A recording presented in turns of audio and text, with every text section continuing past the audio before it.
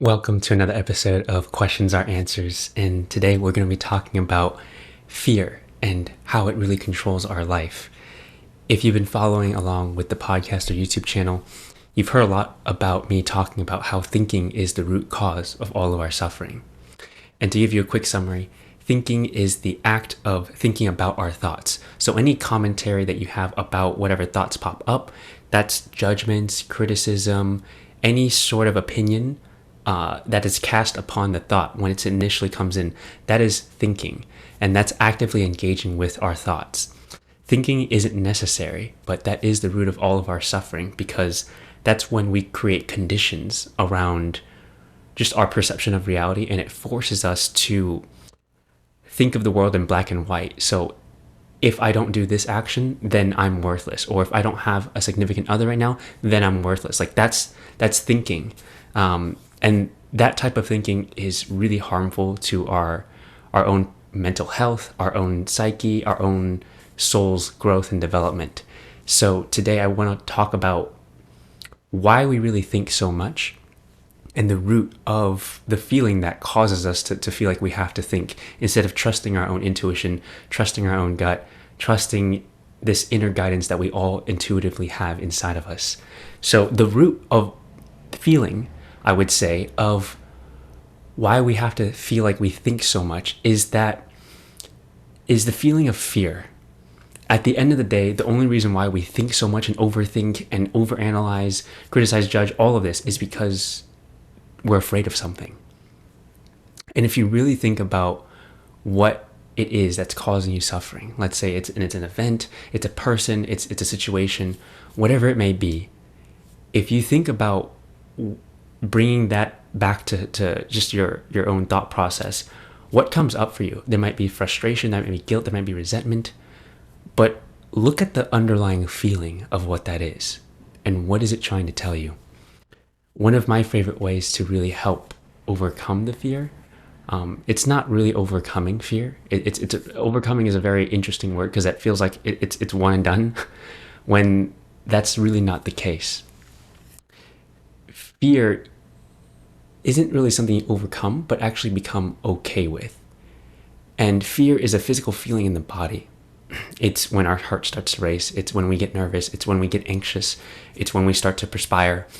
And it's that feeling that we really can't get rid of. But at the end of the day, once we become okay with feeling fear, that's when we move and are able to take action and move in the direction and create something that we truly love in our lives. So I made this post on Twitter and it says, "True courage is not the absence of fear, but the presence of love in the midst of fear." And why I love that so much is because we'll never really be able to just discard the feeling of fear in our lives. It's because we're human. So the point is not to try to become fearless, which is really not possible. And it's not really to try to push away fear or avoid it altogether, because if we avoid fear, we're actually letting the fear control us. And so the only way to really be able to move past it is to move through it. And I want to share with you today one of my favorite ways to be able to do that. And it really does start with understanding what we're thinking, and then realizing that we're thinking.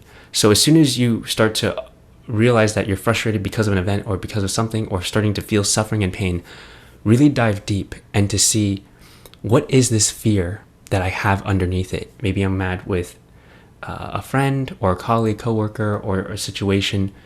And it might come up as anger or frustration, but look at the feeling underneath that. Usually when we're upset at something, it's because we're afraid of losing something. So what are you afraid of losing? What are you afraid of happening?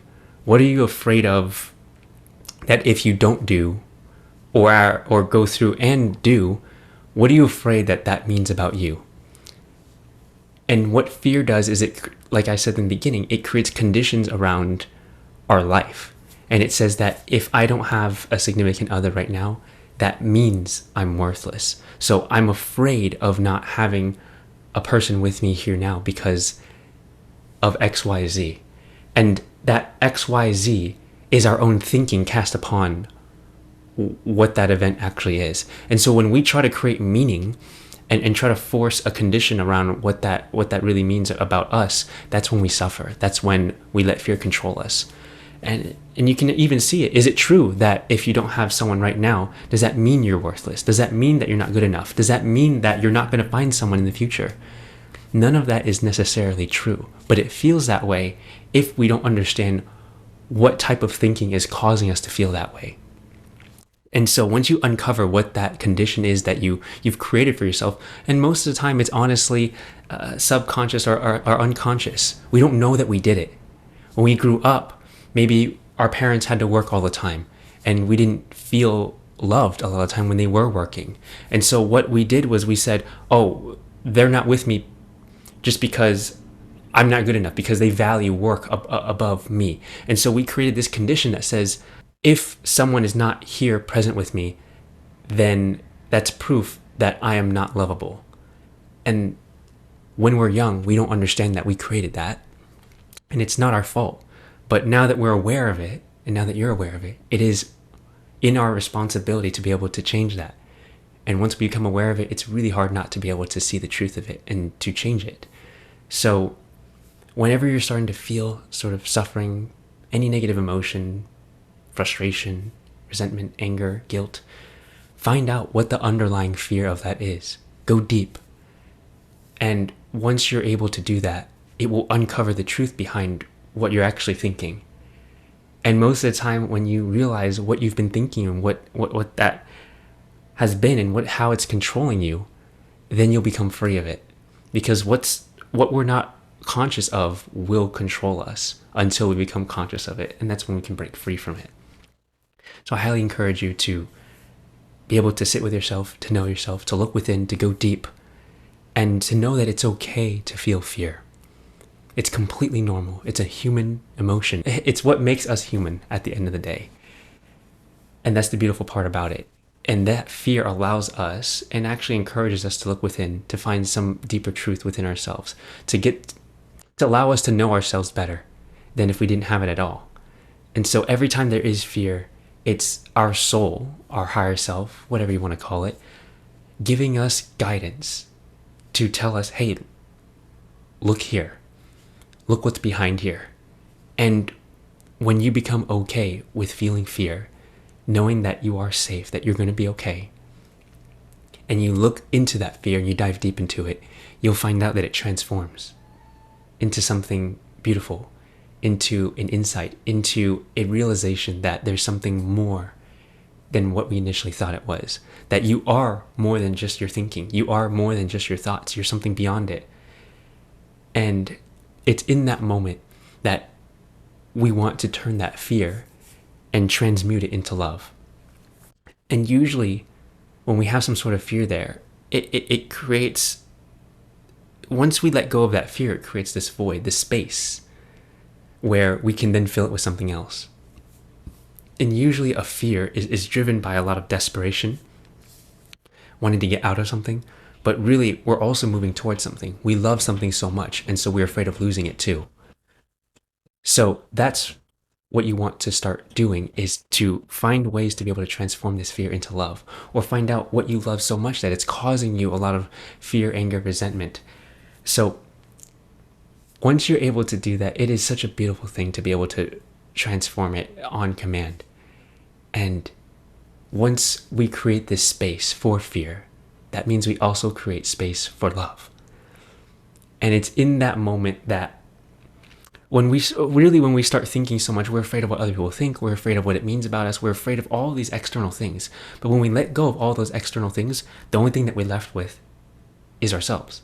Instead of trying to do things to get external validation, to get something that is outside of us, we realize that we have and that we are everything that we're seeking in terms of feelings. That's all we're ever going for in this life, to feel love, peace, and joy, fulfillment. So once we let go of chasing all of these external things, we come back to ourselves. And it's in that moment that we realize that we are what we're looking for, that this unconditional love starts to surface and to bubble up. And it makes us want to create for no reason other than just wanting to create it because we love it so much. And it's not creation so that you can get validation, so that you can get money, so that you can get something else, so that you can get approval. It's none of that anymore. And when we let go of all those things, that is when beauty emerges. That is when innovation occurs. That is when just the most beautiful miracles happen in our lives, because it comes from a place of pure love and inspiration instead of desperation. So I hope this helps you guys out a lot. Let me know if you have any questions down in the comments. And if you're listening on the podcast, it would mean a lot if you left a review with just your thoughts about this episode and even ideas for what you want to see in the future. I love you all so much, and I'll see you all in the next one.